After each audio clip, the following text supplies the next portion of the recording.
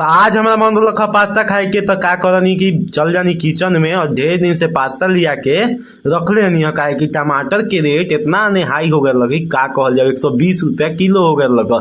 तो सोचनी है कि जितना के बबुआ ने इतना के झुंझुना बा, जितना के पास्ता नहीं के इतना के टमाटर लग जाई, अब बनाइला से कुछ फायदो नहीं हुई। एक बाद का करनी कि जब हमार बॉयल हो जाला पास्ता, एक बाद हम कढ़ाई चढ़ा देनी। पास्ता बनावे के दो लोग तो जानते बानी लोग, तो हम काहे ला बताई कैसे बनला। तो सबसे पहले देख सकतनी मिरचाई डाल दो, प्याज, प्याज डालने के बाद टमाटर उमाटर डाल के अच्छा से चला दो। और जब तक चलावे के बाद, जब तक कि अच्छा से पेस्ट ना बने, वो पेस्ट अच्छा ना बनी तो पास्ता कबो अच्छा ना बनी। और थोड़ा सा टमेटो केचप होके नु तो डाल दें लोग, और अच्छा बनी। हमारा भी नार रख है ऐसे ना डलनी है, जानते नहीं लियावे के रही नु टमेटो केचप तो 5 किलोमीटर दूर जाए गई। तो यही देख ली कितना बढ़िया बनल बा, स्वादो बढ़िया लागल। ब्लॉग से करनी समाप्त। अगर अच्छा लगल तो